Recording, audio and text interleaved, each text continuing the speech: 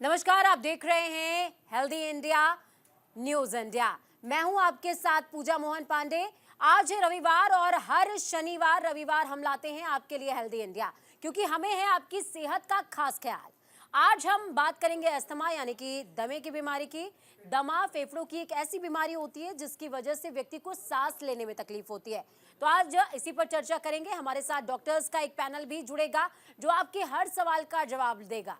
इसके अलावा आप भी फोन करके अपने सवालों का जवाब हमसे ले सकते हैं। अस्थमा पर बात करेंगे और बताएंगे क्या कुछ होते हैं लक्षण, क्या कुछ है उपाय, और देंगे आपके सवालों का जवाब। और डॉक्टर्स भी आपको बताएंगे कि क्या एहतियात आपको सर्दी के मौसम में बरतनी चाहिए। लेकिन उससे पहले ये खास रिपोर्ट देखिए।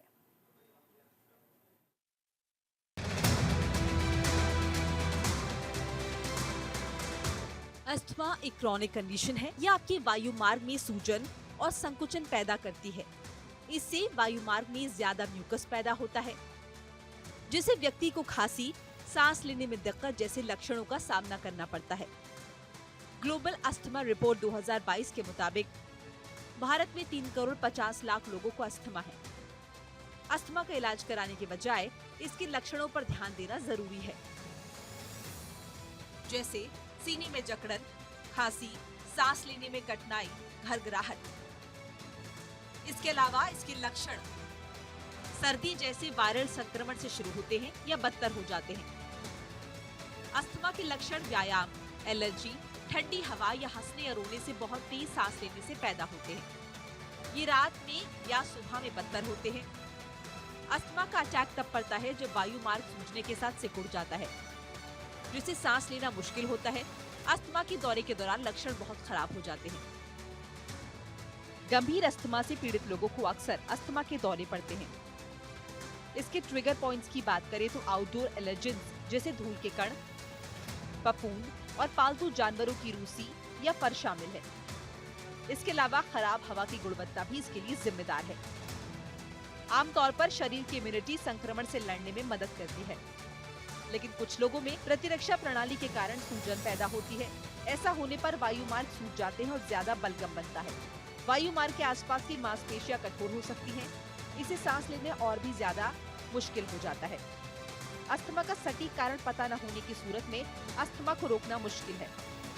अस्थमा अक्सर तब होता है जब शरीर की प्रतिरक्षा प्रणाली विकसित हो रही हो। एक रिसर्च के मुताबिक आप अस्थमा को बढ़ने से रोकने के लिए घर को नमी और फफूंदी से मुक्त रखने के साथ साथ वायु प्रदूषण से बचने जैसे कदम उठा सकते हैं। बहुत से लोग अस्थमा के साथ भी अच्छा जीवन जीते हैं। आपके डॉक्टर आपके अस्थमा को मैनेज करने के लिए बेहतर तरीका ढूंढने में आपकी मदद कर सकते हैं। अपने लक्षणों को नियंत्रित करने के तरीके के बारे में अपने डॉक्टर से खुलकर आप बातचीत कर सकते हैं। Bureau report, news India.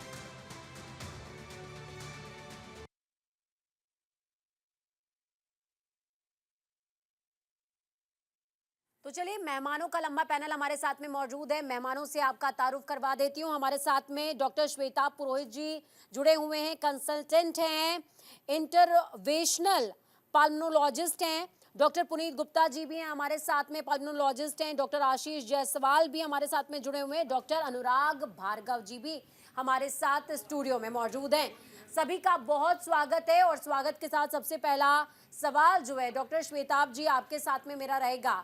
सवाल इस लिहाज से ज़रूरी हो जाता है क्योंकि देखिए विंटर्स आ गई हैं। विंटर्स में जब जो लोग दिल्ली एनसीआर में रह रहे हैं उनके लिए वैसे भी सांस लेने में परेशानियों का सामना उनको पॉल्यूशन की वजह से करना पड़ रहा है, और ऐसे में जो पेशेंट अगर एस्थमेटिक हैं तो उनके लिए और ज़्यादा प्रॉब्लम हो जाती है। जी बताइए मैम, आपका सर। क्वेश्चन मैं सुन नहीं पाया मैम। सर, दिल्ली एनसीआर में जो लोग रह रहे हैं पॉल्यूशन की वजह से उनको सांस लेने में वैसे ही तकलीफ है, लेकिन जो लोग जी एस्थमा के पेशेंट भी हैं या उन्हें सांस लेने में थोड़ी बहुत परेशानी भी हो रही है, किस तरह की उनको एहतियात बरतनी चाहिए, क्या लक्षण है कि उनको अगर सांस लेने में दिक्कत हो रही है तो उन्हें डॉक्टर से कंसल्ट करना चाहिए, प्लीज एक बार कन्वे कर दीजिए। जी मैम, तो इसमें देखा गया है कि जो अस्थमा के मरीज हैं, जैसा कि आप जानते हैं दिल्ली एनसीआर में पॉल्यूशन बहुत हाई लेवल पे चल रहा है। जो एयर क्वालिटी इंडेक्स है वो भी काफ़ी बहुत ही पुअर क्वालिटी का है।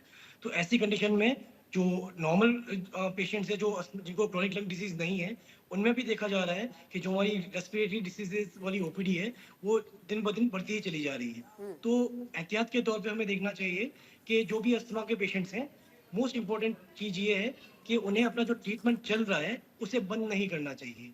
बहुत इंपॉर्टेंट है काफी लोगों में, क्योंकि अस्थमा एक एपिसोडिक बीमारी है, तो जनरली अटैक आता है। तो जब आपको अटैक आता है तो उस समय उसका जो ट्रीटमेंट लेने की बजाय, अगर आपको अस्थमा की बीमारी है तो जो भी आपका ट्रीटमेंट चल रहा है उसको आप रेगुलरली लेते रहें। पहली बात बहुत इंपॉर्टेंट ये है। दूसरा, जैसा कि अभी प्रदूषण बहुत ज्यादा है, तो बाहर ये अस्थमा का आपको एक्सेसरबेशन होने का चांस बहुत ज्यादा बढ़ जाता है। तो जब भी आप बाहर निकल रहे हैं, एक तो कोशिश करें कि जो पीक आवर्स होते हैं, ट्रैफिक जो अर्ली मॉर्निंग या इवनिंग वाला है, उस समय अगर आप कोशिश करें, आपको अगर नहीं जाना है तो बाहर जरूरी ना हो तो बाहर ना जाएं। आउटडोर टाइम अपना नियमित रखें। अगर बाहर जा रहे हैं तो जी। आपको मास्क पहन के रखना चाहिए, वो बहुत इंपॉर्टेंट है। उसके अलावा अगर आपने अस्थमा के अंदर जो मोस्ट कॉमन कॉज होता है एक्सेसरबेशन का, वो होता है एक वायरल इन्फेक्शन। तो अगर आपने वैक्सीनेशन नहीं ले रखा है तो जो इन्फ्लुएंजा का वैक्सीन है, जो जनरली ईयरली बेसिस पे लिया जाता है, वो भी आप ले सकते हैं। आपको वैक्सीनेशन लेना चाहिए आपका जो अस्थमा का। उसके अलावा अगर आपको एक बार चेक करना है तो आपका peak expiratory flow meter, generally जो अस्थमा के पेशेंट्स होते हैं उनको हम पीक एक्सपिरेटरी फ्लो मीटर देते हैं। तो अस्थमा का अटैक आने से पहले आपका जो पीक एक्सपिरेटरी फ्लो रेट है, जनरली उसमें कमी आ जाती है। तो बिल्कुल। आप उसको प्रीवार्न कर सकते हैं कि आपका अस्थमा अब बिगड़ने वाला है, आप उसको भी चेक कर सकते हैं। ठीक है इसलिए सबसे डॉक्टर। इम्पोर्टेंट चीज जी मैम सर। ये है कि जो अस्थमा का ट्रीटमेंट है वो जरूरी आपको बंद नहीं करना है, और सिम्टम्स आने से पहले ही अगर आपको चल रहा है तो आपको रेगुलर ट्रीटमेंट उसको लेना है। ठीक है और जैसे अगर डॉक्टर। कोई सिम्टम्स आ, जी सर, जी डॉक्टर सॉरी। पुनीत जी भी हमारे साथ में जुड़े हुए हैं। सर मैं एक विषय और समझना चाहूंगी, एस्थमा के लिए पॉल्यूशन कितना बड़ा कॉज हो सकता है? और दूसरी चीज, आजकल बहुत ज्यादा देखने को मिलता है कि डॉक्टर्स प्री स्टेज में, मतलब एस्थमा अगर किसी को है भी नहीं और सांस लेने में अगर उसको थोड़ी सी दिक्कत भी हो रही है, तो कई बार वो डॉक्टर से कंसल्ट नहीं करता है, फार्मास्यूटिकल्स के पास जाता है, तो वहां से उनको नेबुलाइजर और तमाम चीजें उपलब्ध करा दी जाती हैं। तो ये क्या फ्रूटफुल है या फिर नहीं है? देखिए, अस्थमा तो एक एलर्जिक बीमारी हो गई, बट जो पॉल्यूशन है उसमें नॉर्मल जिसको अस्थमा नहीं है उस भी पेशेंट में अस्थमा जैसे सिम्टम्स आ सकते हैं। Respiratory tract infection, viral infection हुआ, उसके साथ उसकी चेस्ट में से सीटी जैसी आवाजें आने लगी, जो कि ट्रांजिएंट भी होता है। और अस्थमा में भी अगर किसी का कंट्रोल चल रहा है तो एपिसोड्स आते हैं कि जब भी कोई अनफेवरेबल कंडीशन होगी, जैसे कि अभी आजकल pollution, temperature low and viral infection, ये तीनों चीज मिलके अस्थमा के अटैक प्रेसिपिटेट कर रहे हैं, तो उनकी सांस एकदम से बढ़ जाएगी, सीटी जैसी आवाजें आने लगेंगी। तो जो पेशेंट को अस्थमा नहीं है या हाई रिस्क ग्रुप पर है अस्थमा के, या फिर पॉल्यूशन एक्सपोजर के कारण रेस्पिरेटरी प्रॉब्लम हो रही है, तो उनको भी शॉर्ट टर्म नेबुलाइजेशन ऑफर किया जा सकता है, लेकिन वो डॉक्टर के सुपरविजन में होना चाहिए, क्योंकि वो नेबुलाइजेशन के टाइप्स बहुत सारे होते हैं। तो जो नॉन मेडिकल होगा या केमिस्ट होगा उसको ये नहीं पता होगा कि पेशेंट को कौन सा देना है, तो उसका नुकसान भी हो सकता है। तो बेटर है कि अगर किसी को सांस की प्रॉब्लम हो रही है, चाहे वो अस्थमा की कैटेगरी में आते हैं या नहीं आते हैं, जब भी सांस लेने की दिक्कत हो रही है तो वो पल्मोलॉजिस्ट को दिखाएं और अपना चेकअप करा के उसके अकॉर्डिंगली मेडिसिन स्टार्ट करें।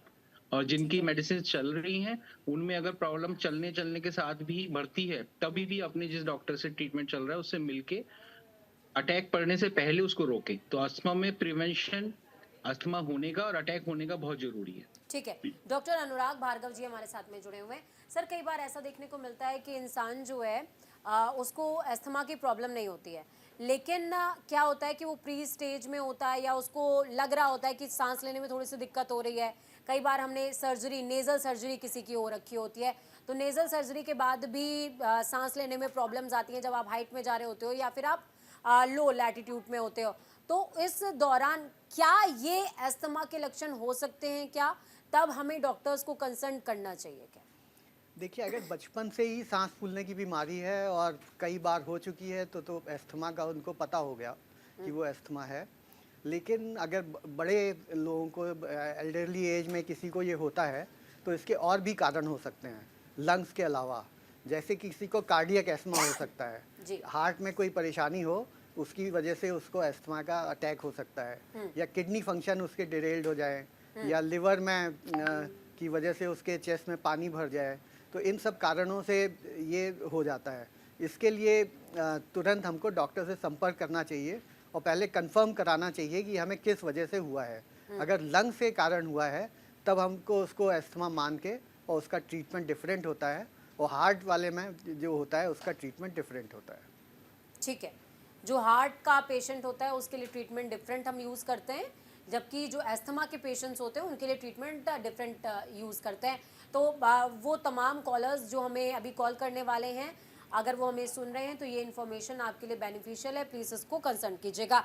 आशीष जायसवाल जी हमारे साथ में जुड़े हुए हैं। डॉक्टर आशीष, मैं आपसे भी समझना चाहूँगी, देखिए अमूमन क्या होता है कि हम माइनर सांस की प्रॉब्लम और एस्थमा में डिफ्रेंशिएट नहीं कर पाते हैं। वो क्या स्टेज है, क्या इसके लिए हमें तुरंत डॉक्टर से कंसल्ट करना चाहिए? जैसे कई बार ऐसा होता है कि आप थोड़ा सा चल रहे हैं, थोड़ा सा चलने के बाद आपकी सांस फूलने लग गई, लोगों को एक्सरसाइज करते करते प्रॉब्लम्स आने लग गई, वो प्री स्टेज में नहीं आता, कुछ टाइम के बाद आने लगता है, तो क्या हमें डॉक्टर को कंसल्ट करना चाहिए, या फिर ये टेंशन की बात नहीं है, इसका घर में भी कुछ ट्रीटमेंट हो सकता है? देखिए, सबसे पहले जो हम लोग वर्ड आता है ब्रेथलेसनेस, सांस फूलना, हम अगर हमको अपनी सांस का अवेयरनेस होने लग जाए कि हम सांस ले रहे हैं, इसका मतलब है ये ब्रेथलेसनेस है। इसको डिफाइन भी ऐसे करते हैं कि awareness of your breath is breathlessness. यानी अगर किसी भी बंदे को हल्की ज़्यादा जैसी भी काम करने में, घर का काम करने में, टॉप हिल चलने पे या कुछ एक्सरसाइज करने में सांस फूलने लग जाती है, तो इसका मतलब है कि इसको प्रॉब्लम स्टार्ट हो रही है। उसको ज़रूर से अपने सिम्टम्स को डॉक्टर को दिखाना चाहिए। आज के ज़माने में क्योंकि अब जो डिजीज़ का प्रोग्रेशन है, डिजीज़ का मैनिफेस्टेशन बहुत बदल गया है। हम लोग देख रहे हैं कि बंदा वॉक कर रहा है, रन कर रहा है ट्रेडमिल पर, उसको कार्डियक अरेस्ट आ रहा है। तो कोई भी सिम्टम्स, छोटे से छोटा भी जो सिम्टम्स हो, उसको हम लोग को अवॉइड नहीं करना चाहिए। जब भी हम ब्रेथलेसनेस को डिफाइन करते हैं तो उसके कुछ ग्रेडेशन होते हैं, mild, moderate, severe and extreme. So जैसे कोई बंदा है, जैसे मेरी एज के बराबर का कोई बंदा अगर इतना दौड़ सकता है और मैं उतना भी नहीं दौड़ पा रहा हूँ, इसका मतलब मेरी जो एक्सरसाइज कैपेसिटी है या मुझे बहुत जल्दी सांस फूल रही है, तो मुझे तुरंत अपने डॉक्टर को दिखाना चाहिए। हमको अपनी एज के कंपैरिजन करना चाहिए, क्या वो काम कर सकता था जो वो काम मैं नहीं कर पा रहा हूँ। और अगर आपको अपने दैनिक काम करने में, थोड़ा सा चलने में, थोड़ा टप अपहिल चलने में, या 2-4 आप 5-6, अगर आप किसी मल्टी में रहते हैं, अगर आपको 3 फ्लोर पे जाने के बाद भी उसके पहले ही आपको दिक्कत होने लग जाए, इसका मतलब कहीं ना कहीं कोई प्रॉब्लम है। आप जरूर से अपने डॉक्टर्स को बताएं। किसी भी सिम्टम्स को किसी तरीके से छोड़ना नहीं चाहिए। एक तो शब्द है एलर्जिक ब्रोंकाइटिस, और ये प्री एस्थमा, ये ऐसा कोई शब्द लिटरेचर में नहीं है। जब भी एस्थमा का कोई भी ब्रेथलेसनेस का पेशेंट होता है, वो किसी डॉक्टर के पास जाता है तो एक छोटा सा टेस्ट होता है, इसको PFT बोलते हैं। उस पल्मोनरी फंक्शन टेस्टिंग के आधार पे हम पेशेंट की जो उसकी एफिवियन की वैल्यू के हिसाब से उसको ग्रेड करते हैं कि माइल्ड, मॉडरेट या सीवियर एस्थमा है, एक्सरसेबेशन कितने हैं, उस हिसाब से उसको दवाएं देते हैं। और जो एक इम्पॉर्टेंट पॉइंट है कि जो पोल्यूशन का परिप्रेक्ष्य है, देखिए पोल्यूशन से अच्छे भले हेल्दी आदमी को भी हम लोग क्या देख रहे हैं, आंखों में जलन, हेडेक, और जो अपने ये हर समय खांसी आना, जो नॉर्मल खांसी वायरल की उसको जाना ही नहीं, या किसी को ब्रेथलेसनेस होना, चेस्ट पेन होना, ये पोल्यूशन में भी बहुत बढ़ता है। और इसमें एक इम्पॉर्टेंट है कि वायरल भी बहुत ज्यादा कॉमन होता है इस एज, जब ये वेदर का मैं इसी चेंज हो रहा सवाल पर है, आ रही थी जी। जब ये वेदर चेंज हो रहा है तो वायरल इन्फेक्शन भी बहुत ज़्यादा कॉमन होता है। तो ऐसे में बहुत सी चीज़ें मिक्स एंड मैच होती है। इसलिए किसी को भी मैं बोलूँगा कि अपने किसी भी सिम्टम्स को लाइटली लेना चाहिए और अपने डॉक्टर को ज़रूर से दिखाना चाहिए। अगर आपके घर में भी किसी को दिक्कत हो रही है तो भी अपने डॉक्टर को, उनके डॉक्टर को बताना चाहिए कि किसी भी सिम्टम्स को लाइटली आज के एज में नहीं लेना चाहिए। बिल्कुल, आज की एज में किसी भी सिम्टम को लाइटली मत लीजिए। और अगर आपको भी इस तरह की परेशानी है तो नंबर्स आपकी टीवी स्क्रीन पर फ्लैश हो रहे हैं, इस नंबर पर कॉल कीजिए और हमसे अपनी प्रॉब्लम्स के बारे में पूछिए। हम और हमारे जो पैनल में डॉक्टर्स मौजूद हैं वो आपके सवालों का जवाब देने की पूरी कोशिश करेंगे। डॉक्टर श्वेताब, मैं आपके पास दोबारा आऊँगी सर। देखिए सर, हम लगातार बात कर रहे हैं, क्या नॉर्मल किसी को अगर वायरल है, और जैसा कि अभी डॉक्टर आशीष ने बताया भी कि नॉर्मल वायरल के सिम्टम और एस्थमा के जो प्री सिम्टम्स हैं वो मैच कर सकते हैं, लेकिन लाइटली नहीं लेना है। लेकिन कई बार ऐसा होता है कि जैसे अभी सीज़न चेंज हो रहा है, वायरल फीवर किसी को हो गया तो इसमें खांसी आ रहा है, जुकाम हो रहा है, कफ बन रहा है, ब्रेथलेसनेस हो रही है, और क्या इस सिचुएशन में भी आपको सिर्फ वायरल का ट्रीटमेंट लेना चाहिए या फिर एस्थमा के लिए भी आपको डॉक्टर से कंसल्ट करना चाहिए? मैम, जैसे मैं बताया आपको, अस्थमा एक लंबी बीमारी है। जैसे आप जो सीजन आप मेनली चाहते हैं कि वायल के सिम्टम्स और हम अस्थमा को कैसे डिफरेंशिएट कर सकते हैं। जी तो वायल के अंदर generally ma'am upper respiratory tract infection होता है जनरली, आपको सर्दी जुकाम छींके आना। और वायल का जो आपका सिम्टम्स होते हैं बुखार, खांसी, खांसी का हल्का फुल्का हल्का होना, नाक में से पानी गिरना, ये सब नॉर्मल वायल के सिम्टम्स होते हैं। और जनरली 6 से 7 दिन के अंदर ये अपने आप ठीक भी हो जाते हैं। जनरली लोअर रेस्पिरेटरी ट्रैक्ट में के सिम्टम्स इसमें जनरली नहीं आते हैं, जो हम नॉर्मल वायरल की बात करते हैं। अगर आपको अस्थमा के टिपिकल सिम्टम्स जो कि है खांसी, छाती में जकड़न महसूस होना, छाती में से सीटी जैसी आवाज आना, जो साय साय की आवाज जो टिपिकल आती है वो आना, और छाती में चेस्ट पेन होना, ये चार क्लासिकल सिम्टम्स अस्थमा के बारे में बताए गए हैं। मोस्ट इंपॉर्टेंट बात ये है, अस्थमा में आपको सिम्टम्स एपिसोडिक होते हैं। तो अगर आपको जैसे एपिसोड है, जब भी आपको सीजनल वेरिएशन हो, जब भी मौसम बदलता है, डॉक्टर आपको श्वेताब, मैं आपको यहाँ पर थोड़ा सा इंटरप्ट करते हुए आपकी बात में एक सवाल जोड़ूंगी। हमारे साथ में नवीन सेठी जी जुड़ गए हैं।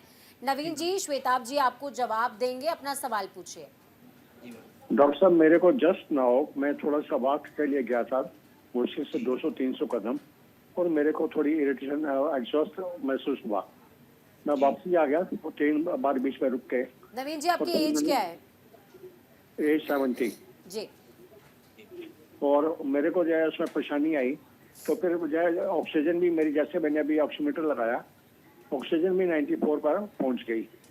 ये मैंने देखे, मैं भी खुद हैरान हुआ कि 94 पर ऑक्सीजन मेरी कभी आती नहीं, 97-99 के करीब बीच में, या 100 के करीब रहती है। डॉक्टर श्वेताब, जवाब दीजिएगा प्लीज। मैम एक्चुअली इसके लिए पूरी हिस्ट्री देखनी पड़ेगी। अगर कोमॉर्बिडिटीज के है, 70 इयर्स की एज के अंदर अगर चलने में सांस भर रही है, अगर ये एक्यूट है सिम्टम्स, यानी इससे पहले इनको कुछ नहीं था और एकदम से अभी चलने में इनको दिक्कत हो रही है, तो कॉज बहुत सारे हो सकते हैं। इसमें पल्मोनरी कॉज भी हो सकता है, एक्स्ट्रा पल्मोनरी कॉज लाइक एक कार्डियक कॉज भी हो सकता है। और पल्मोनरी में देखा जाए तो ये शॉर्टनेस ऑफ ब्रेथ एक्सर्शन अगर है, तो टिपिकली ये जो सिम्टम्स ये बता रहे हैं, ये जनरली क्रॉनिक डिजीजेस के अंदर होते हैं। अगर पल्मोनरी में देखते हैं तो सीओपीडी वाले पेशेंट्स हैं, उनमें भी दिखेगा। ये ठीक है, एक्चुअली अस्थमा से रिलेटेड पेशेंट नहीं है। अगर आपको ये क्रॉनिक डिजीज है, अगर आईएलडी है, जिस तरह से बता रहे हैं कि इनका चलने पे सैचुरेशन कम हो रहा है, तो ये क्रॉनिकली जो पेशेंट्स होते हैं, जो इंटरस्टिशियल लंग डिजीज हम कहते हैं, उन पेशेंट्स में भी ऐसा देखने को मिलता है। तो इसके लिए इनको मोस्ट लाइकली और कुछ एज फैक्टर भी हो सकता है, 70 एज जी है मैम, इनकी। इस एज के अंदर डेफिनेटली अगर कोमॉर्बिडिटीज है, साथ में इनको डायबिटीज है, ये हाइपरटेंसिव है, अगर इनको साथ में कोई कार्डियक डिजीज डिसऑर्डर भी रह चुका है, तो इनको पहले एक बार अपने नियरेस्ट नियर बाय डॉक्टर के पास जाके एक नॉर्मल चेस्ट एक्सरे, एक पीएफटी, ईसीजी, ये बेसिक टेस्ट इनको करवाने चाहिए। और डिपेंड करना चाहिए कि अगर इनको कॉज अगर कार्डियक है तो देन उनको एक कार्डियोलॉजिस्ट के थ्रू दिखाया जाएगा। और अगर इनके एक्सरे में हम देखने पे हमें लगता है कि फेफड़े के अंदर कोई निमोनिया इन्फेक्शन है, या फेफड़े के अंदर कोई सूजन है, या अस्थमा सीओपीडी वाले चेंजेस हैं, तो डिपेंडिंग अपॉन दैट वो ट्रीटमेंट हो पाएगा। तो अगर इनका एक्यूट ऑनसेट है तो दे शुड एक्चुअली इनको अपने नियर बाय पहले फिजिशियन को दिखाना चाहिए। ठीक है नवीन जी, प्लीज डॉक्टर श्वेताब ने जो आपको बताया है उसको कंसर्न कीजिएगा, और हम ये उम्मीद करते हैं कि आपको आपकी प्रॉब्लम से जरूर निजात मिल जाएगी। कार्तिक हमारे साथ में जुड़ गए हैं। कार्तिक जी, बहुत स्वागत है आपका। डॉक्टर पुनीत आपके सवाल का जवाब देंगे, सवाल पूछिए। जी नमस्ते सर। नमस्ते जी। सर मुझे लगभग 20 साल से अस्थमा का प्रॉब्लम है, तो मुझे डॉक्टर साहब ने फोराकोल 200 इनहेलर दिया था। अब मुझे जब भी मौसम जब चेंज होता है, या मुझे ऐसा लगता है एसिडिटी बढ़ गई, कुछ खाना ज्यादा भारी खा लिया, तब मुझे ऐसा लगता है कि मुझे सांस लेने में बहुत ज्यादा प्रॉब्लम होती है। तो क्या इसका एलर्जी से सर कोई रिलेशन है, या एलर्जी टेस्ट मुझे करवाना चाहिए? देखिए, अस्थमा और एलर्जी सिनोनिम्स हैं। एलर्जी का लंग्स में मैनिफेस्टेशन ब्रोंकियल अस्थमा के रूप में हम जानते हैं। तो आपको जैसे 20 साल से है, फोराकॉर्ड लेने से आराम मिल जाता है, तो जो ये सीजन आप अभी चल रहा है, तो ये अनफेवरेबल सीजन होता है रेस्पिरेटरी डिजीज के लिए। तो मेरी सलाह है कि आप अपने डॉक्टर से मिलके एक अपना पीएफटी टेस्ट कराएं, और जो एक जनरल एलर्जी के टेस्ट होते हैं वो कराएं, और अपना ट्रीटमेंट रिवाइज कराएं for next 2-3 months according to these reports and clinical examination. तो उससे डिसाइड होगा कि आपको फोराकॉर्ड, जैसे अभी आप इमरजेंसी पढ़ने पे ले रहे हैं, तो अगर अस्थमा आपका बॉर्डर लाइन थोड़ा थोड़ा चल रहा है, तो ये टाइम है जिसमें अटैक पड़ सकता है। तो आपको रेगुलर मेडिसिन लेनी होगी, और उसके साथ साथ एंटी एलर्जिक्स और अदर सपोर्टिव ट्रीटमेंट भी लेना होगा। तो बेटर ये है कि आप अभी अपना चेकअप कराएं। अस्थमा का 2-3 टेस्ट होते हैं, एक पीएफटी, एक ब्लड टेस्ट होगा और एक एक्सरे, और डॉक्टर एग्जामिन करके आपको revise treatment for next 2 months they देगा। तो उससे आपके लिए बेनिफिशियल रहेगा। बिल्कुल कार्तिक जी, हम ये उम्मीद करते हैं कि आपको आपके सवाल का जवाब मिल गया होगा और आप इस गाइडेंस को फॉलो करेंगे ताकि आपकी प्रॉब्लम का सॉल्यूशन भी हो पाए। हमारे साथ में डॉक्टर आशीष जायसवाल जुड़े हुए हैं। डॉक्टर आशीष, मैं एक बार फिर से आपके पास आऊँगी और सवाल में सवाल जोड़ना चाहती हूँ। देखिए, कार्तिक हमारे साथ में जुड़े हुए थे, वो बोल रहे थे कि 20 साल से वो पेशेंट हैं अस्थमा के और लगातार उनका ट्रीटमेंट भी चल रहा है। ट्रीटमेंट चलते हुए भी उनको किस तरह की प्रॉब्लम्स आए। कई बार ऐसा होता है सर कि जो अस्थमा के पेशेंट्स हैं, जो बहुत लंबे टाइम से पेशेंट हैं और रेगुलरली एक तरीके का ट्रीटमेंट ले रहे हैं, डॉक्टर पुनीत ने भी बताया भी कि आप उसको री एग्जामिन करवाइए, क्या उनको समय समय पर अपने आप को री एग्जामिन करवाने की ज़रूरत है या फिर जिस तरीके से वो मेडिकली डायग्नोस हो रहे हैं वो कंटिन्यू करें? देखिए, इसमें दो क्वेश्चन बड़े अच्छे आपने पूछे और बहुत इंपॉर्टेंट पॉइंट है अस्थमा के पेशेंट्स के लिए। तो जो अस्थमा की थेरेपी है, इसके अंदर step up therapy, step down therapy होती है। इसके अंदर क्या होता है कि हम लोग घर पे पेशेंट को एक पीक फ्लो मास्टर देते हैं, उससे हम लोग डायरनल वेरिएबिलिटी देखते हैं, मतलब सुबह क्या था, शाम को क्या था। अगर उसके अंदर काफ़ी चेंज आने लग जाए या आपको सिम्टम्स बहुत ज़्यादा आने लग जाएँ या जो पहले कंट्रोल चीज़ें थी आपकी कंट्रोल चीज़ें ज़्यादा आगे लग जाए, ऐसे कंडीशन में आपको अपने डॉक्टर से, फिजिशियन से जरूर से मिलना चाहिए। क्वेश्चन ये है कि अगर मान लीजिए आपका अस्थमा स्टेबल अस्थमा है, आपके पास पीक फ्लो मीटर जो एक डिवाइस है उसमें आपका PFR जो मीटर है वो बराबर चल रहा है, नॉर्मल चल रहा है, कोई दिक्कत नहीं हो रही, तो आप इसको स्किप भी कर सकते हैं। जो गाइडलाइंस है, जो गोल्ड गाइडलाइंस या जो जीना गाइडलाइंस जो अस्थमा के लिए आई हुई हैं, उस जीना गाइडलाइंस में साफ लिखा हुआ है कि अगर आप कंट्रोल करते हैं तो अपने डॉक्टर से भी बात, अपने टेलीफोनिक भी कर सकते हैं या 1 साल में या 6 महीने में एक बार अपना जरूर से अपने उस डॉक्टर से जरूर से मिले और अपना PFT साल में जरूर से कराएं। जहाँ तक बहुत अच्छा क्वेश्चन था कि क्या एलर्जी टेस्टिंग की ज़रूरत होती है।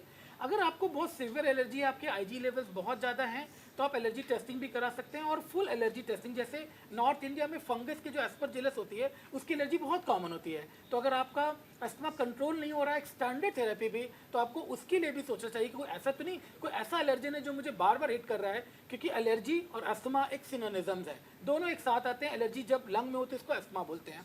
तो अगर ऐसा भी है तो आप अपने एलर्जी के टेस्टिंग भी करो, अपने डॉक्टर को जरूर से दिखाएं।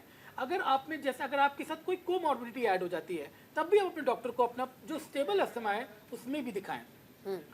अगर आप यंग बच्चे हैं और कोई दिक्कत नहीं हो रही है, अस्थमा कंट्रोल में है, कोई एक्सेसरबेशन नहीं आ रहा है, एलर्जी बहुत नहीं बढ़ रही है, पीक फ्लो मास्टर बराबर है, तो हम इसको स्किप भी कर सकते हैं, पर साल में एक बार जरूर से अपने डॉक्टर फिजिशियन को दिखाएं। ठीक है। डॉक्टर अनुराग भार्गव जी हमारे साथ में जुड़े हुए हैं। सर, मैं अपने से ही रिलेट करके आपसे एक सवाल पूछती हूँ।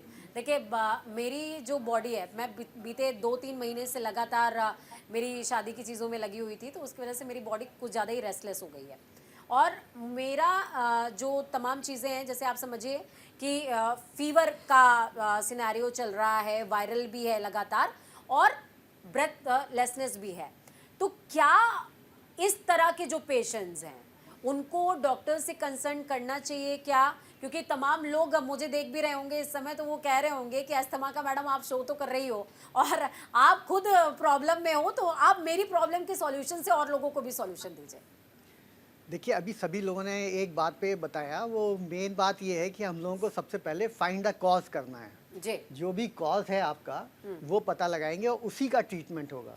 अगर आपको ये सारी चीज़ें वायरल फीवर से स्टार्ट हो रही हैं या एलर्जी से हो रही हैं या इन्फेक्शन से हो रही हैं, तो हमें वो पता लगाना होगा कि किस चीज़ से हो रही हैं। जी। तो और उसमें कल्चर भी करा सकते हैं और सारे टेस्ट भी करा सकते हैं। एलर्जी टेस्ट के पूरा किट्स आती हैं, वो करा सकते हैं। तो उससे जब कॉज पता लग जाएगा तो उसी का ट्रीटमेंट होना चाहिए। ठीक है। ये नहीं है कि एक ही चीज़ को हमने पकड़ लिया कि अस्थमा है तो उसमें इन्हेलर दे दिया या ये दे दिया। तो सारे टेस्ट होने के बाद ही वो सारी चीज़ें पता लगती हैं, उसका कराना चाहिए।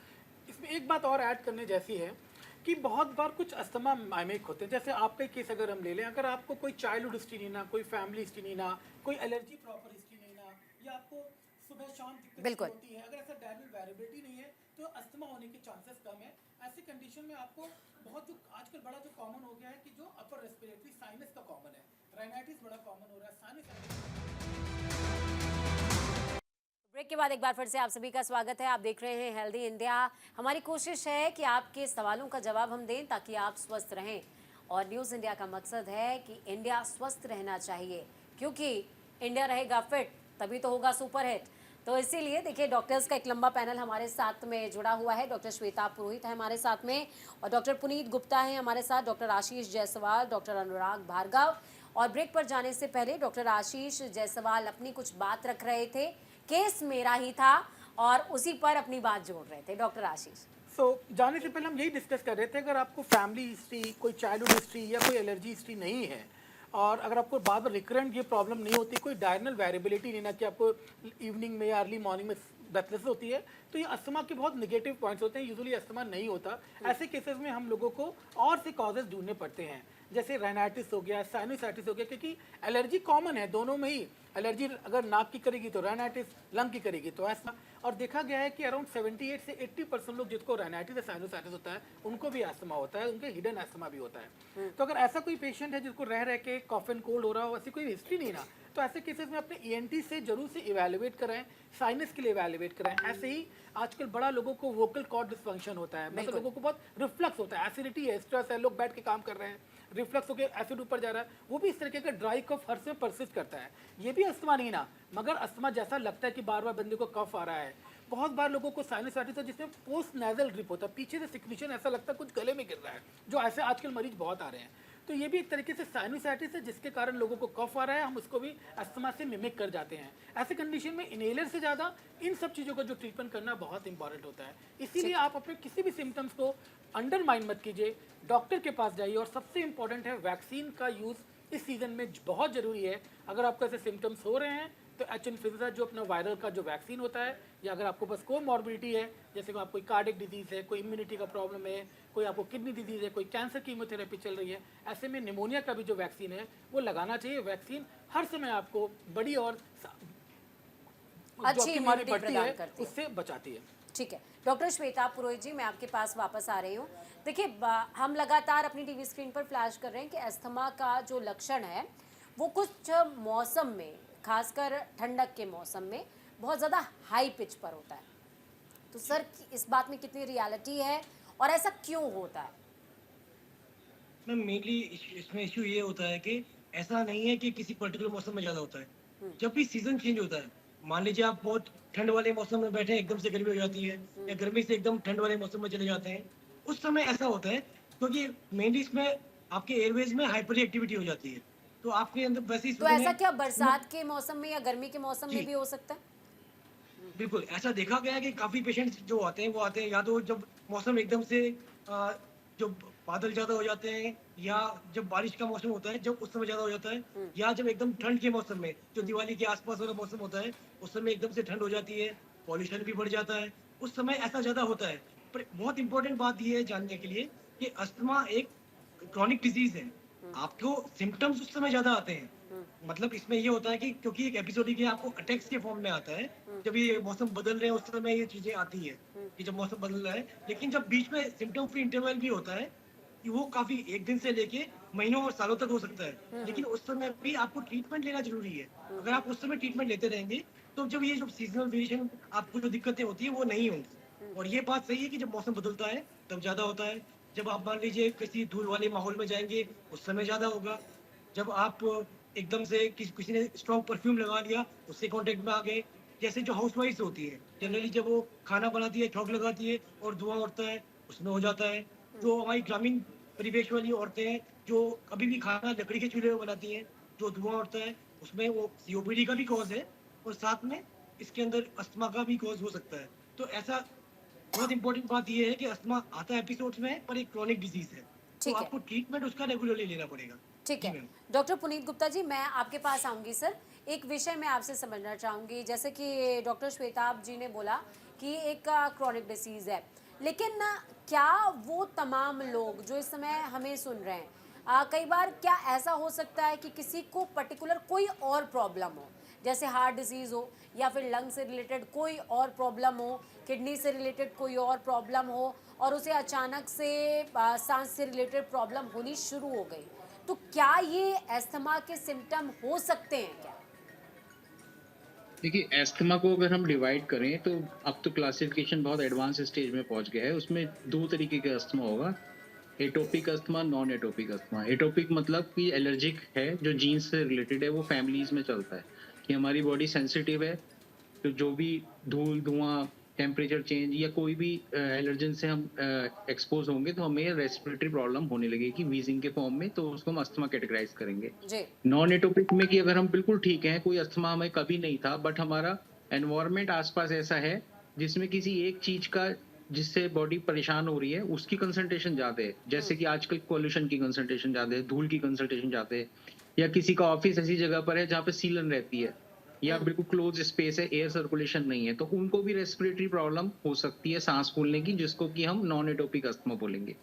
अब आती है बात कोमॉर्बिडिटीज की, जैसे किडनी फेलियर वाले पेशेंट्स हैं या डायबिटीज वाले पेशेंट्स हैं या फिर हार्ट वाले पेशेंट्स हैं, तो हमको ये समझना होगा कि हार्ट और लंग दोनों एक दूसरे से जुड़े हुए हैं, तो कोई भी पैथोलॉजी जो लंग पे इफेक्ट करेगी वो लॉन्ग टर्म में हार्ट पे भी इफेक्ट करेगी, एंड वाइसी वर्सा कि अगर हार्ट में कुछ प्रेशर बढ़ रहे हैं तो वो लंग पे इफेक्ट करेंगे। सेम विद किडनी, कि किडनी का काम होता है बॉडी से वाटर और जो टॉक्सिक प्रोडक्ट मतलब है सारी उसको चीजें निकालना। इंटरकनेक्टेड है। हाँ जी, तो अगर किसी पेशेंट का किडनी फेलियर है तो उसके शरीर में वाटर बैलेंस गड़बड़ होगा, सेम विद डायबिटीज, और वो लंग्स के अंदर जितना परसेंटेज ऑफ वाटर होना चाहिए वॉल्स में उससे ज्यादा हो जाएगा, तो जब वो ज्यादा होगा तो उसकी वजह से भी रेस्पिरेटरी प्रॉब्लम होगी। तो अगर अस्थमा नहीं है तभी भी सांस फूलेगी, तो सांस फूलना is not equal to asthma, it is one of the cause is asthma. तो सांस फूल सकती है डायबिटीज में भी अगर अनकंट्रोल चल रही है, हार्ट डिजीज में भी अगर बीपी अनकंट्रोल चल रहा है, एनीमिया, सीवियर एनीमिया में भी सांस फूल सकती है। आप अस्थमा का ट्रीटमेंट दे रहे हो लेकिन पेशेंट का सांस ही ठीक नहीं हो रहा, तो इसलिए थॉरो चेकअप हमको करना है कि पेशेंट का ब्लड कम है, आपने ब्लड ठीक कर दिया, उसकी सांस फूलना ठीक हो जाएगी। अच्छा same with kidney disease, same with कोई चेस्ट में पेन है, फॉर एग्जांपल कोई उनको चोट लग गई है या फिर कोस्टोकॉन्ड्राइटिस है, उसकी वजह से जब वो सांस लेते हैं तो दर्द होता है, तो बॉडी का डिफेंस होता है कि वो सांस लेना कम कर देते हैं, तो उससे भी सांस फूलने लगेगा। तो हमको कॉज ढूंढना है, सबसे इंपॉर्टेंट चीज है कि उस कॉज को ठीक करें तो वो सब चीज ठीक रहेंगी। डॉक्टर अनुराग भार्गव जी, मैं आपके पास आऊंगी सर।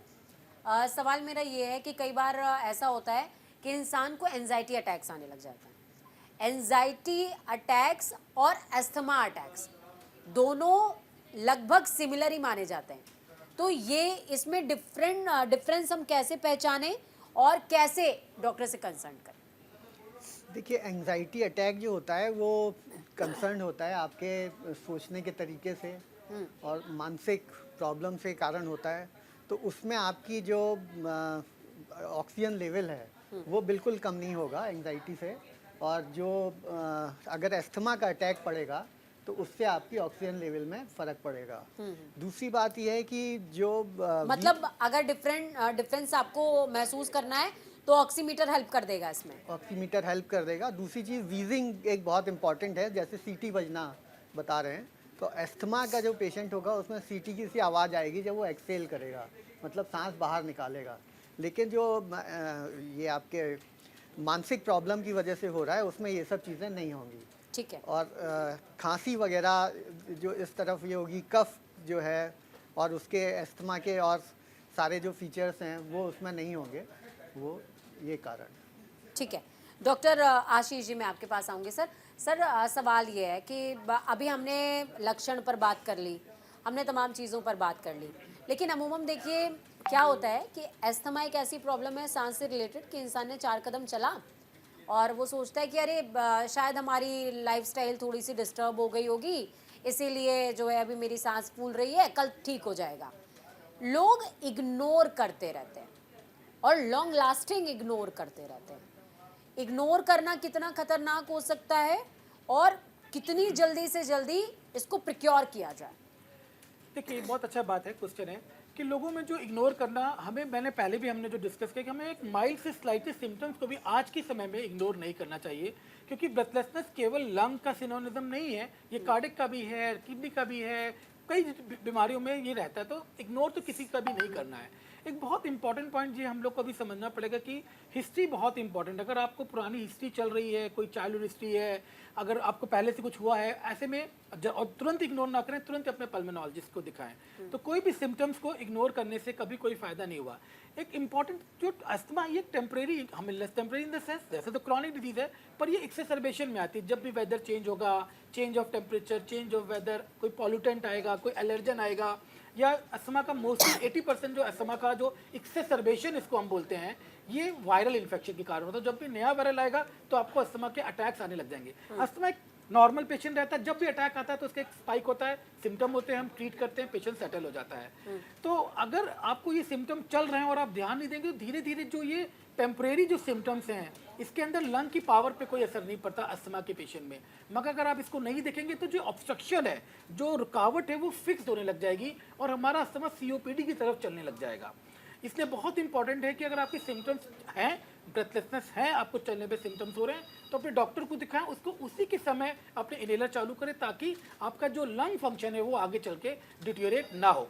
इंपॉर्टेंट पॉइंट है, जो पोल्यूशन है, स्मोकिंग है, ये सब स्मोकिंग अस्थमा से रिलेटेड नहीं है, मगर हाँ अस्थमा जब बंदा स्मोक करता है, गैस्ट्राइटिस होता है, ब्रेथलेसनेस होती है, हम उसको समझते आ रहे हैं तो स्मोकिंग के कारण है। और ऐसे में बहुत बार जो कभी उनको मान लो अस्थमा वो हिडन रह जाता है, तो ऐसे पेशेंट में उनका ही अस्थमा COPD की तरह हो जाता है। इसको हम लोग अस्थमा और ब्रोंकियल अस्थमा और COPD का ओवरलैप डिजीज बोलते हैं, और इसके अंदर फिक्स्ड ऑब्स्ट्रक्शन होता है। और जब भी फिक्स ऑब्स्ट्रक्शन होता है तब आपको जरूर से इनहेलर, जरूर से कुछ ना कुछ दवाएं राउंड द ईयर लेनी पड़ेंगी, इससे अपने किसी भी सिम्टम्स को आप कमजोर ना आके। ठीक है डॉक्टर श्वेताब, मैं आपके पास आऊंगी सर। सवाल मेरा आपसे ये रहेगा कि देखिए, जैसे कि डॉक्टर आशीष ने बोला कि किसी भी सिम्टम को आपको माइनर नहीं समझना है, मेजर समझ करके ही उसको जल्द से जल्द ट्रीट करने की कोशिश करनी है। सवाल मेरा आपसे ये रहेगा सर कि ऐसे पेशेंट्स जिनका ट्रीटमेंट चल रहा है और उनकी बॉडी जो है उस ट्रीटमेंट की हैबिचुअल हो चुकी है, कई बार ऐसा होता है कि जैसे हम कुछ खा रहे हैं, हमारी बॉडी उस चीज़ की हैबिचुअल हो चुकी है, ट्रीटमेंट में चेंज कितना इम्पोर्टेंट है? मैम एक्चुअली अस्थमा में आपको यही देखना चाहिए कि जो भी हम अस्थमा का ट्रीटमेंट दे रहे हैं वो स्टेप वाइज होता है। इनिशियली जब भी पेशेंट आता है तो जिना के अंदर जो गाइडलाइंस है उसमें स्टेप वाइज ट्रीटमेंट दिया गया है। जनरली हम स्टेप 2 या 3 से शुरू करते हैं, डिपेंड करता है कि आपका अस्थमा कितना सीवियर है। तो जब इसलिए अस्थमा के अंदर जिना के जो गाइडलाइंस है, जो इंटरनेशनल गाइडलाइंस है, वो क्लियरली कहती है कि जो अस्थमा का जो ट्रीटमेंट है इट इज नॉट। तो क्या सर कई बार ऐसा भी होता है कि अगर किसी को प्राइमरी स्टेज में है या स्टार्टिंग फेज है उसका, तो वो खत्म भी हो जाए? नहीं मैम, मैं वही कह रहा हूँ, अस्थमा अगर आपको बीमारी है तो अस्थमा में क्योर नहीं है। अस्थमा के अंदर ये है, आप उसको कंट्रोल कर सकते हैं। जिस तरह से डायबिटीज है, अगर किसी को डायबिटीज हो गई है, आप दवाई ले रहे हैं, वो ठीक हो जाता है, आपका शुगर कंट्रोल रहने लग जाता है, इसका ये मतलब नहीं है कि डायबिटीज क्योर हो गया है। उसी तरीके से अस्थमा में भी यही है कि आपको अगर आप ट्रीटमेंट ले रहे हैं, ट्रीटमेंट लेने के बाद आप उसको कंट्रोल कर सकते हैं। कई बार ये होता है एज के साथ में जो बीच में सिम्टम फ्री ट्रीटमेंट इंटरवल है वो डिफरेंट हो सकता है, वो आर से लेके ईयर्स तक एक्सटेंड कर सकता है। पर जनरली अगर ब्रोंकियल अस्थमा है तो वो क्योर नहीं होता, वो हमेशा आपको बीमारी रहेगी, आपको उसका ध्यान रखना पड़ेगा। ठीक है, तो ये मेन इशू है मैम इसमें। ठीक है डॉक्टर पुनीत, मैं आपसे सवाल सर पूछना चाहूँगी कि मेल्स और फीमेल्स इन दोनों की, देखिए आजकल जो वर्क कल्चर है वो भी लगभग सिमिलर हो गया है, लाइफस्टाइल भी लगभग सिमिलर हो गई है। पहले के टाइम में लाइफस्टाइल और वर्क कल्चर दोनों का अलग हुआ करता था, comparatively that time to this time. क्या एस्थमा के लिए फीमेल्स भी अब उतनी ही ज़्यादा उस सर्कल में आ गई हैं, या मेल्स के लिए वो सर्कल ज़्यादा वास्ट हो गया है या बढ़ गया है? उसको इग्नोर ना करें मेल्स फीमेल्स बच्चे सभी, या फिर कुछ हद तक किसी को इग्नोर अगर वो कोई कर रहा है तो वो चलेगा? देखिए, अस्थमा में ऐसे जेंडर का अगर देखा जाएगा पुराना और अब में, तो उसमें कोई बहुत डिफरेंस नहीं है। अस्थमा एक्सपोजर, एलर्जन एक्सपोजर की आउटकम होती है। तो अगर पहले फीमेल्स अगर मोस्टली घर पे रहती थी तो घर पे भी बहुत सारे एलर्जेंस होते हैं। जैसे अगर आउटडोर जा रहे हैं, ऑफिस में जा रहे हैं, तो वहाँ पे भी एलर्जेंस हो सकते हैं। तो एलर्जन तो कॉमन ही होता है, जिसको जिससे एक्सपोजर है वहाँ पे अटैक हो सकता है। तो सभी एज ग्रुप में, मेल फीमेल सब में अस्थमा इक्वली डेंजरस होता है, और ऐसा कुछ नहीं है कि उसमें कम होगा उसमें ज्यादा होगा। बट फीमेल्स में इस एडिशनली जो हार्मोनल चेंजेस होते हैं, हार्मोनल चेंजेस के कारण भी अस्थमा अटैक प्रेसिपिटेट हो सकते हैं। तो मैं अभी एक एंजाइटी इश्यूज के ऊपर बात हुई थी, तो एक अस्थमा के क्लासिफिकेशन में अभी एक इमोशनल अस्थमा करके भी एक टर्म आई है, जिसमें कि अगर बिल्कुल ठीक है, जो लोग एक्सपोज्ड हैं कि अस्थमा की जीन्स उनके अंदर हैं, वो थोड़े सेंसिटिव हैं और उनको कभी कुछ प्रॉब्लम नहीं है, लेकिन एक्सेसिव दुखी होने के कारण, सैड होने के कारण, या फिर एक्सेसिव खुश, लाफिंग, बहुत तेज तेज हंसने से अस्थमा अटैक प्रेसिपिटेट हो सकता है। हाँ। तो जो पेशेंट्स सेंसिटिव हैं अस्थमा के लिए, उनको अपनी डिजीज के बारे में पता होना चाहिए कि अगर मुझे ऐसी सिचुएशन आ गई कभी कि कभी मैं बहुत परेशान हूँ और अटैक हो गया, तो मुझे रेस्क्यू मेडिसिन क्या है, मेरे लिए उस वक्त रेस्क्यू क्या है कि डॉक्टर का टाइम नहीं मिल रहा है या फोन नहीं मिल रहा है, हम कहीं जा नहीं सकते, कहीं ऐसी जगह पर हैं जहाँ मेडिकल फैसिलिटी नहीं है, तो पहले से ही हमें पता होना चाहिए कि हमारी रेस्क्यू मेडिसिन क्या है। तो अस्थमा में रेस्क्यू मेडिसिन होती है इनहेलर के तौर पे। और दूसरी बात ये कि हमको इसमें हैबिचुअल वर्ड कभी भी किसी डिजीज में नहीं आना चाहिए। आपको कोई बीमारी है, उसका ट्रीटमेंट है, वो ट्रीटमेंट आपकी बीमारी की गंभीरता के ऊपर निर्भर करता है कि वो लॉन्ग चलना है, शॉर्ट चलना है। कोई भी बीमारी, अपेंडिसाइटिस को हटा दीजिए कि फ्रैक्चर हो गया तो फ्रैक्चर दोबारा भी हो सकता है। सिर्फ अपेंडिसेक्टमी या फिर कॉलिसिस्टेक्टमी जिसमें गॉल ब्लैडर निकाल देते हैं तो वो हटने के बाद दोबारा नहीं होगी, वरना कोई भी इन्फेक्शन, कोई भी बीमारी, diabetes, blood pressure, heart attack सब दोबारा हो सकती है। तो बीमारी को हमें ऐसे लेना है कि ये बीमारी, इसका ट्रीटमेंट ये है और बचाव क्या है। अस्थमा में सबसे इंपॉर्टेंट चीज होती है, asthma can not be cured, it can be only controlled with medicine और without medicine, with lifestyle changes. और without medicine patient life long survive कर सकते हैं बिना अटैक के। तो उनको प्रिवेंट, अपने एलर्जेंस पहचानने होंगे कि भाई मुझे इन चीजों से अटैक पड़ सकता है तो मुझे इनसे दूर रहना है, तो वो अटैक पड़ेगा ही नहीं। मेरे काफी पेशेंट्स हैं जिन्होंने जगह चेंज कर दी और उनको जो एलर्जेंस थे, जो अब नहीं एक्सपोजर है, तो उनकी सारी दवाइयां छूट गई और कई सालों से बिल्कुल विदाउट मेडिसिन वो कंट्रोल चल रहे हैं। तो सबसे इंपॉर्टेंट चीज होती है राइट डायग्नोसिस और अवेयरनेस ऑफ डिजीज कि भाई इसमें मुझे क्या करना है, क्या नहीं करना है। ठीक है, डॉक्टर अनुराग भार्गव मैं आपके पास आऊंगी सर। मेरा सवाल, एक बहुत अच्छा जिक्र यहाँ पर पुनीत जी ने किया है और वो जिक्र ये कि आप अवेयर रहिए, ज़रूरी नहीं है कि आपको सिर्फ लाइफ टाइम जो है मेडिकल ट्रीटमेंट पे ही चलना है, आप अवेयर होके भी अपनी चीज़ों को आराम से ख़त्म भी कर सकते हैं, उसको क्योर भी कर सकते हैं। मैं ये समझना चाहूँगी कि जैसे लक्षण अब हमें पता चल गया है कि क्या है, अब उसका एग्जैक्टली क्योर क्या है? क्या सिर्फ ट्रीटमेंट ही क्योर है या फिर किसी को लाइटली अगर सांस लेने में प्रॉब्लम हो रही है तो वो उसको घर में या लाइफस्टाइल चेंजेस के साथ ही क्योर कर सकता है, और अगर कर सकता है तो कैसे कर सकता है? देखिए, वही मेन बात ये आ गई कि क्या कारण है। अगर मान लीजिए उसको कोई पर्टिकुलर एलर्जन से उसको अस्थमा के अटैक पड़ जा रहा है तो हमको अपने वो एलर्जेंस को पहचानना होगा कि हम किस समय, सुबह के टाइम, शाम के टाइम, या धूल से हमें एलर्जी हो जाती है, किस चीज़ से हो जाती है, या खाने में कोई तेल की फ्यूम से हो जाती है। तो जिस भी चीज़ से हो जाती है उसको हमको पकड़ना होगा। अगर हम उसको पकड़ लेते हैं और उससे दूर हो जाते हैं तो उससे बहुत अच्छा हो जाएगा। अगर हमारे घर में सीलन है और सारी और दिक्कतें हैं, तो अगर हम घर में ये सब चीज़ें अपनी ठीक करा लेते हैं, घर से एक कारपेट हटवा देते हैं, जो कपड़े वाले सोफे होते हैं उनको हटवा लेते हैं, जो तकिया हैं उनके गिलाफ वगैरह हटा लेते हैं और तकियों को बार बार रीफ़िल कराते रहते हैं, तो उससे भी इसके अस्थमा के जो सिम्टम, ये अटैक्स हैं, ये कम हो जाते हैं। मतलब तकियों को रिफिल अगर समय पे आप नहीं करा रहे हैं उससे भी प्रॉब्लम होता है? जी, क्योंकि उसमें भी आप रुई रखेंगे या और चीज़ रखेंगे, उसमें गंदगी जाके प्रेसिपिटेट हो जाएगी और वही गंदगी जो है आपको बार बार आपके पंखा चलाने से वो धूल के रूप में उड़ के आपको करेगी। ठीक है डॉक्टर आशीष, मैं आपके साथ में एक सवाल पूछना चाहूँगी। ये सवाल ये है कि बहुत अच्छा जिक्र देखिए यहाँ पर लगातार देखिए पुनीत जी ने भी जिक्र किया, उसके बाद डॉक्टर अनुराग ने भी इस बात का जिक्र किया। इसी को थोड़ा सा प्लीज़ कंटिन्यू और एलेबरेट कीजिए। छोटी छोटी चीज़ें हमारी लाइफस्टाइल में डिसऑर्डर की तरह हैं जो हमें पता भी नहीं है, जैसे अभी तकिए का जिक्र किया उन्होंने, और साथ में ये बताया कि जो आपकी कारपेट हैं, किसी को ये पता भी नहीं होगा मेरे ख्याल से कि आपके घर का कारपेट भी आपके लिए कितनी बड़ी मुसीबत बन सकता है। तो और ऐसी क्या चीज़ें हैं जो प्रॉब्लमेटिक हो सकती हैं इंसान के लिए? देखिए, सब लोगों के लिए कारपेट सारे अस्थमा के लिए दिक्कत नहीं करता है। जो सबसे हमें जो बात करते हैं, जो सर ने बहुत अच्छा पॉइंट बोला, अवॉइडेंस ऑफ एलर्जन। तो जो एलर्जन जो आपका अस्थमा प्रेसिपिटेट कर रहा है वो अपने को देखना होता है। जो सबसे कॉमन हाउस डस्ट माइट जो होता है, जो डस्ट माइट होता है, बहुत कॉमनेस्ट एलर्जन है जो हमारे घरों में पाया जाता है। वो कर्टन्स में, तकिया के कवर्स में, सोफों के कवर्स में, कारपेट में। तो अगर किसी को इस तरीके से एलर्जी है तो डेफिनेटली उसको वो सारी चीज़ें चेंज करनी पड़ेगी। कुछ लोगों को मोल्ड्स होते हैं, जो सीलन के कारण जो फंगस है तो उसकी एलर्जी होती है, तो उसका अवॉइडेंस बहुत इंपॉर्टेंट होता है। कुछ लोगों को कैट के डैंडर से, कुछ को अपने डॉग्स के बाल से, फर से एलर्जी होती है, क्योंकि उन सब में भी डस्ट माइट होता है। अगर ऐसा आपको दिख रहा है कि इस चीज़ों से हमारे बच्चों का या किसी का सिम्टम बढ़ रहा है, ब्रेथलेसनेस हो रही है, तो हमें अवॉइडेंस ऑफ एलर्जन करना पड़ेगा। अस्थमा में जो पुनीत सर ने बोला, सबसे इंपॉर्टेंट है योर एजुकेशन अबाउट डिजीज़। अगर आपको अपनी डिजीज़ के बारे में पता है, आपको अपना पता है कि ये मेरा रिलीवर थेरेपी है, ये मेरा मेंटेनेंस थेरेपी है, तो आप बहुत लेवल तक, बहुत हद तक अपने सिम्टम्स को कंट्रोल कर सकते हैं। इसीलिए आजकल अस्थमा सेल्फ क्वेश्चनेयर भी आता है। एक क्वेश्चनेयर डॉक्टर्स मरीज को देते हैं, अगर आपके डॉक्टर नहीं है तो आप उनसे मांगे, उसमें भी पॉइंट्स लिखे हुए हैं कि आपको ये हो रहा है, ये हो रहा है, ये हो रहा है। अगर ये हो रहा है तो आपको डॉक्टर से मिलना है।